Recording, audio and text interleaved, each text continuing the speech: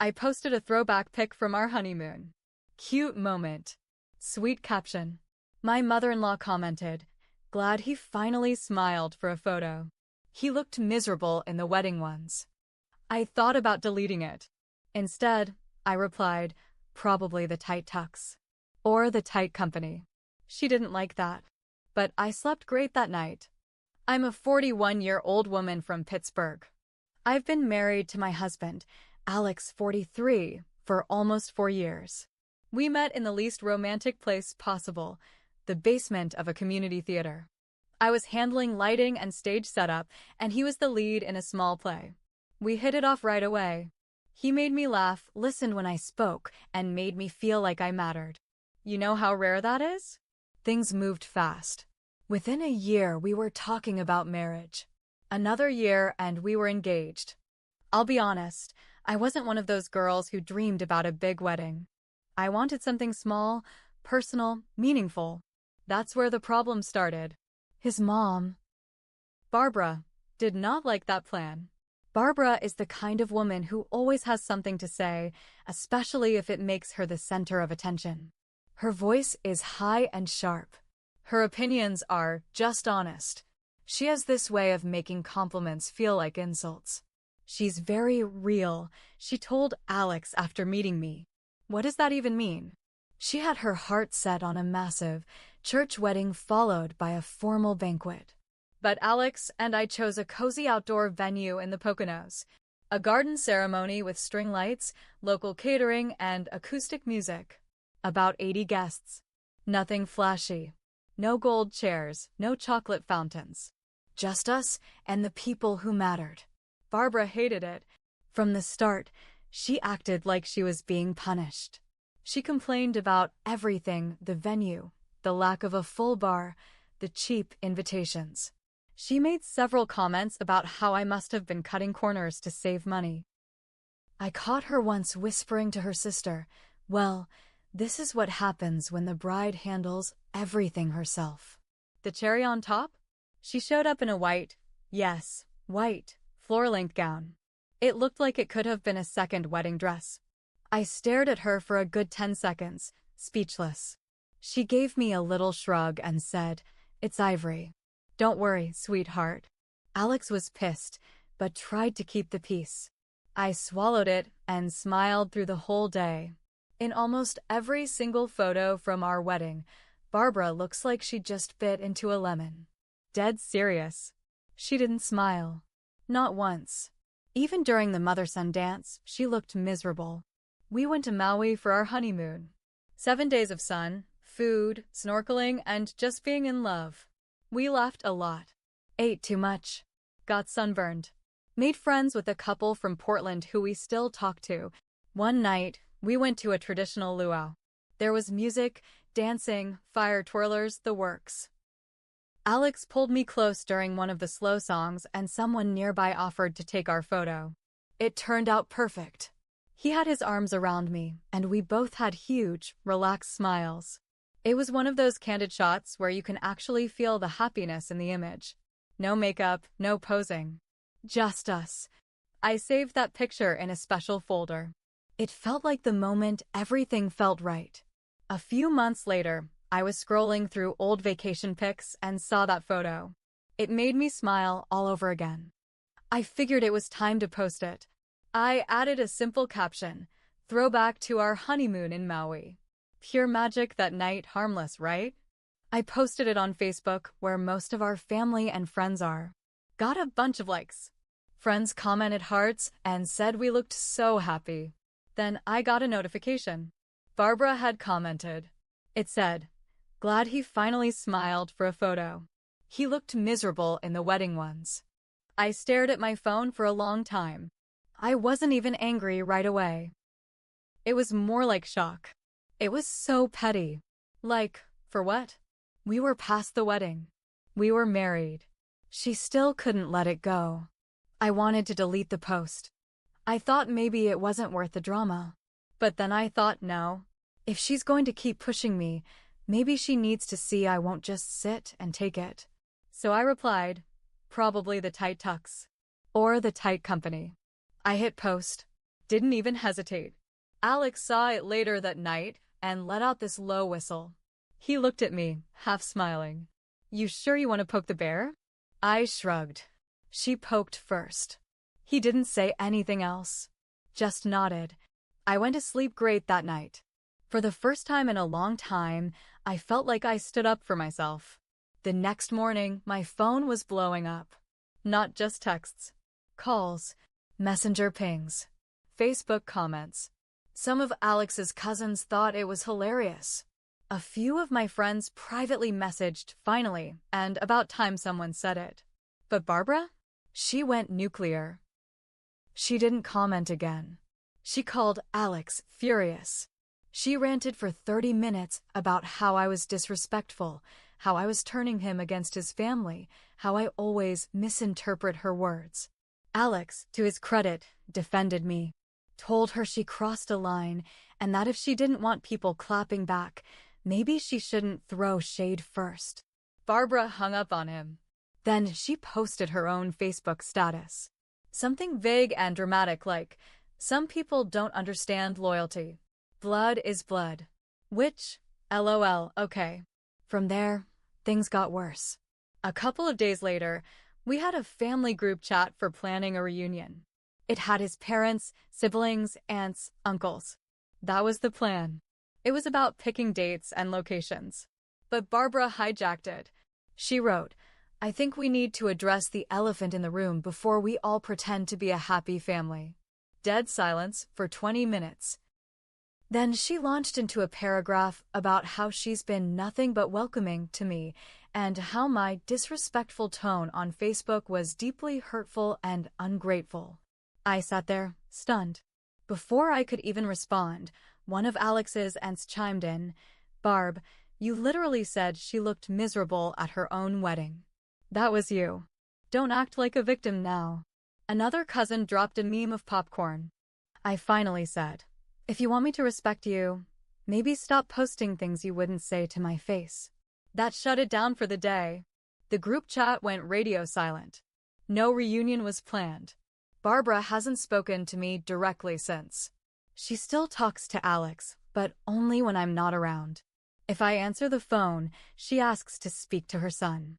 Never says hi. Never asks how I am. And honestly, I'm not even sad about it. But here's where things get complicated because Barbara's pettiness, it's just the start of what's coming. That Facebook post? That clapback? It opened up something in this family. Old grudges.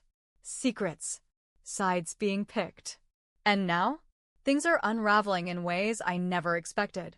So, after the group chat blew up, things went quiet. For about 2 weeks. No one said anything. No calls.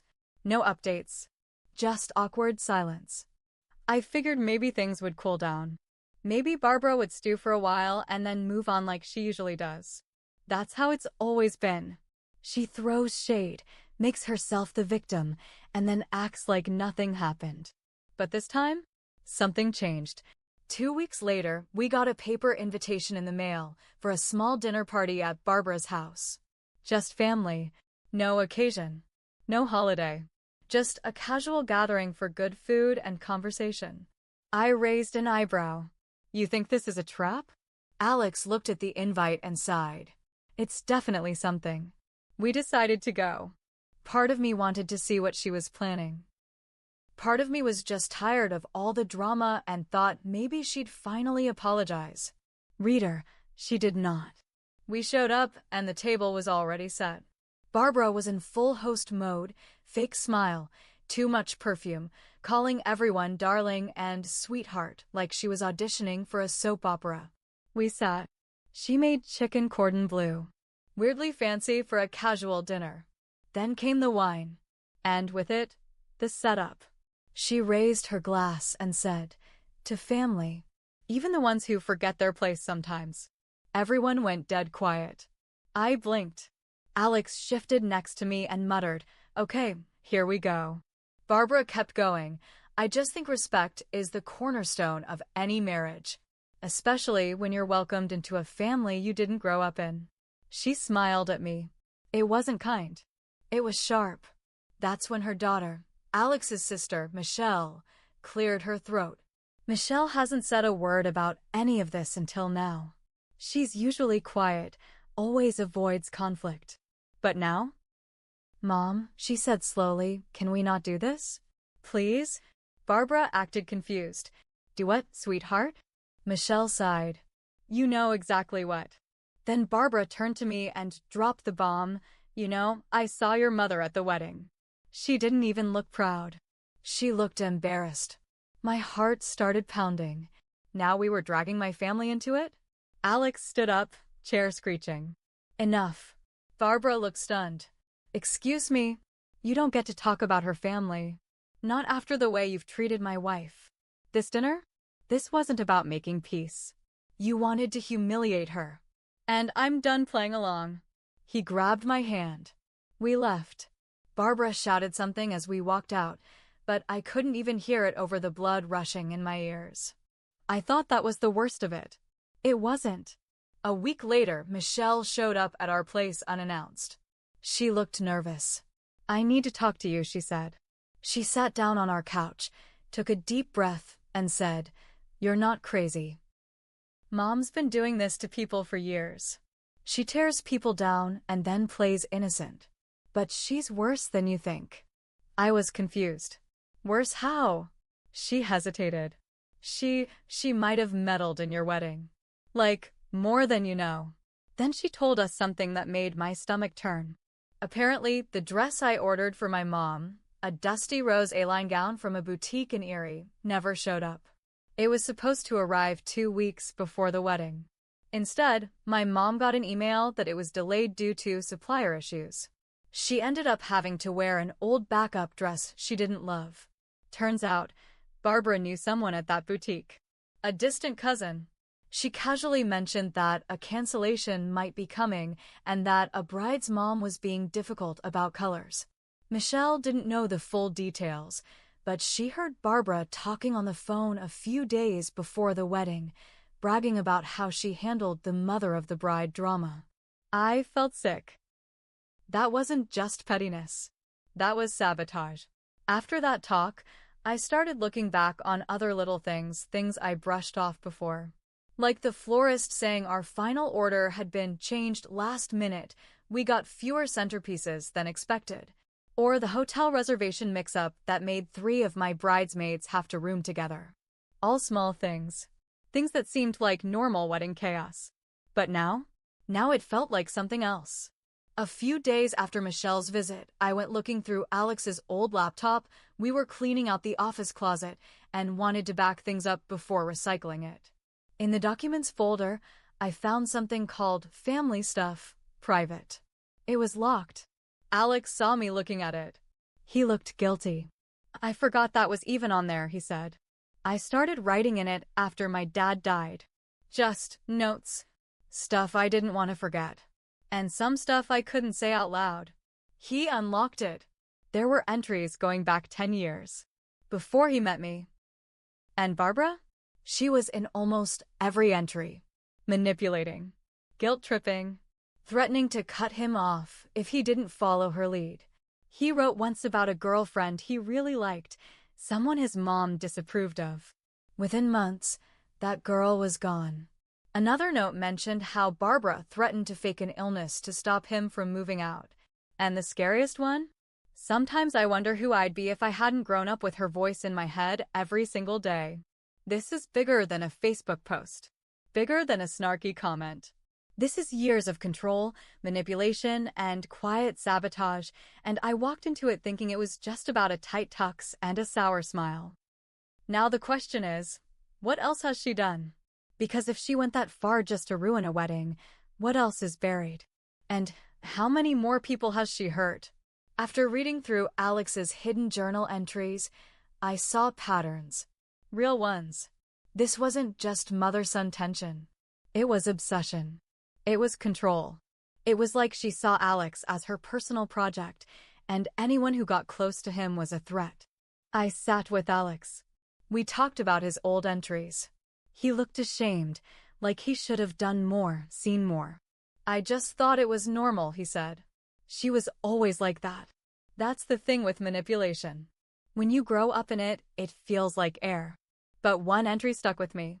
It mentioned his ex, S, who he dated for 2 years before we met. The entry said, S was the first person to call Mom out. She said she was suffocating. I didn't listen. I regret that now. I'd never heard much about this woman. He always said it just didn't work out. So I asked, "Do you still have her number?" He hesitated. "I think so." We texted S. I'll call her Sabrina. Just a simple message. "Hey, this is Alex. Something weird came up about my mom, and I'd like to ask you something, if you're okay with that." She responded in under 10 minutes. "Oh. Wow. Yeah. Sure. I've been waiting for this for years." I called her that night. Alex sat beside me, pale and quiet. "Here's what Sabrina told us. Barbara hated her. From day one. Sabrina was in law school, had a strong personality, and didn't back down when Barbara made her little passive-aggressive digs. Barbara would make comments like, 'Oh, you're still in school? Alex has always liked girls with real jobs.' Or, 'You don't really want kids, right?' That would hold Alex back. Sabrina pushed back, politely but firmly. She thought Alex saw it. He didn't. Then the weird stuff started. Sabrina's dad was sick. He was old school and liked to write letters the real kind, with stamps. One week, 3 letters didn't show up. Just gone. She thought maybe the mail got lost. Until months later, she found one of those letters opened and burned inside a shoebox in Alex's old closet. Barbara had taken it. She confronted Alex. He was shocked. He asked his mom about it, and Barbara cried. Full-on waterworks. "I just didn't want her to distract you, sweetheart. She was so dramatic, and I knew she'd use her dad's illness to control you." Sabrina broke up with Alex 2 weeks later. She never told anyone. She said she figured it was pointless. But she never forgot. Alex was shaking by the end of that call. "She read her dad's letters?" he asked, voice flat. "Yeah," I said. "And she burned one." He sat on the floor for a long time, just staring at nothing. I think something snapped in him that night. 2 days later, Michelle came over again. She looked exhausted. No makeup. Big hoodie. Just done with it all. "I need to tell you something else," she said. "And I need you not to freak out." I braced myself. Turns out Barbara had a storage unit. Michelle found it by accident when helping her mom move some stuff. She had seen a slip of paper with a key and an address. Curiosity got the best of her. What was in there? Photos. Folders. Records. A literal binder labeled Alex, college years. Printouts of his course schedule. Notes on who he dated. Emails she somehow accessed. Michelle said it was like walking into a stalker's office. "I didn't even know how she got half that stuff," she said. And the weirdest thing? There was a folder labeled Wife. Your name was on the cover, along with 5 others. Michelle took pictures of everything. She showed us. My full name. A printout of my old LinkedIn. A photo of my mom's Facebook profile. Comments I made on old college message boards. And on one of the pages, someone had circled the line, "She's very opinionated. Watch for emotional manipulation." It was in red ink. Underneath it, Barbara had written, "Too similar to me. Dangerous." A week after that, Alex and I started noticing weird things. Little things. Like a weird delay on our home Wi-Fi. Or the baby cam. We don't have kids, but we use it for our dog, showing static in the middle of the night. I called a friend of mine who works in tech. He came over and found a device plugged into our router. A listening device. Not just recording, streaming. We pulled it out, shocked. Then I remembered. Barbara came over once while we were out of town. We gave her a spare key. She said she wanted to drop off some holiday decorations she bought for fun. This has turned into something bigger. More serious. We're talking with a lawyer. We've changed the locks. Set up real security. Cut off all communication. Michelle is staying with us. She's terrified. She wants to go no contact too. But there's one more thing we haven't figured out yet, and it's haunting me. Barbara has a second storage unit. The address was scribbled on the back of a receipt in the first one. We don't know what's in it, but we're going. Because at this point, it's not about Facebook. It's not about a tight tux. It's about control, secrets, and something much darker than we ever imagined. It was cold, gray skies, the kind of weather that makes your teeth clench. Michelle had the key. She handed it to Alex. He stood in front of the metal door, hand shaking. I put my hand over his and said, "We do this together." He nodded. He unlocked it. At first, it looked normal. Just boxes, some old furniture, a few bins labeled photos. But then we found the filing cabinet. 4 drawers, locked. Michelle had swiped a key from Barbara's kitchen drawer weeks ago. She handed it over. Drawer 1, financial records. Fine, nothing weird. Drawer 2, newspaper clippings. A few were about Alex, his college graduation, a local play he acted in. Then it got strange. Drawer 3 was filled with emails. Printed. Highlighted. From Alex's exes. From me. From his job. Personal conversations, things no one should have seen. One email I had written to Alex years ago, after our first fight, where I opened up about my fears, my family, my regrets. She printed it. Labeled it. Emotional leverage. I felt sick. Then we opened drawer 4. I'll never forget this one folder. Plan B. Inside, a document titled, "If She Leaves Him." It was instructions. Barbara had written out an actual strategy for how to pull Alex back in. Places he could stay to clear his head, lawyers she trusted, and get this, a typed email draft from Alex to me, breaking up, apologizing for being a burden. It was signed with his name. She was planning everything. Every conversation. Every outcome. I couldn't breathe. Michelle, pale as a ghost, whispered, "She's been scripting your life." Alex didn't say anything. He just sat down on the ground. Silent. That night, we took everything home. Made copies. Took photos. Called our lawyer. We thought that was the end. But then Barbara showed up. Uninvited. She stood on our porch, holding a casserole dish like this was a sitcom. I opened the door. Before I could say a word, she said, "I need to talk to my son." Her eyes locked on mine. Cold. Empty. "No," I said. She pushed past me. Alex was in the living room. He stood up. Face blank. Barbara walked right up to him and said, "She's poisoning you." Michelle stood between them. "No, Mom," she said. "You've been poisoning all of us for years." Barbara looked at her, stunned. "Is this about the storage units?" she asked, too calm. "You printed my emails," I said. "You wrote fake breakup letters. You spied on us." "I was protecting him," she snapped. "You don't know what's best for him." "I do." That was it. Alex finally spoke. "You don't get to play God," he said, voice shaking. "Not anymore. I'm done." Barbara's face crumbled. Her hand clenched around the dish. "I gave you everything," she said. Alex looked her dead in the eyes and said, "And you tried to take everything from me." We filed a restraining order. We turned over the storage unit evidence. The lawyer said we had grounds for emotional harassment and invasion of privacy, possibly even identity fraud. We changed our numbers, changed our locks, changed everything. Michelle went no contact. So did a few cousins. Barbara's perfect family empire cracked straight down the middle. She tried to rally others, but the truth was out. Some believed her. Most didn't. Her mask had finally slipped. I'll admit this. I used to let things slide. Thought staying quiet kept the peace. I avoided conflict. Smiled through the shade. But silence lets people like Barbara grow louder. And my clapback? It was small. Petty, even. But it was the first domino. So yeah, I regret not standing up sooner. Not asking more questions. Not digging deeper when the signs were there. But I don't regret answering back. 3 weeks ago, Barbara called from a new number.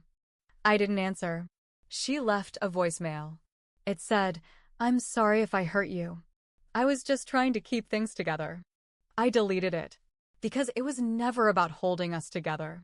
It was about control. And now, we're free.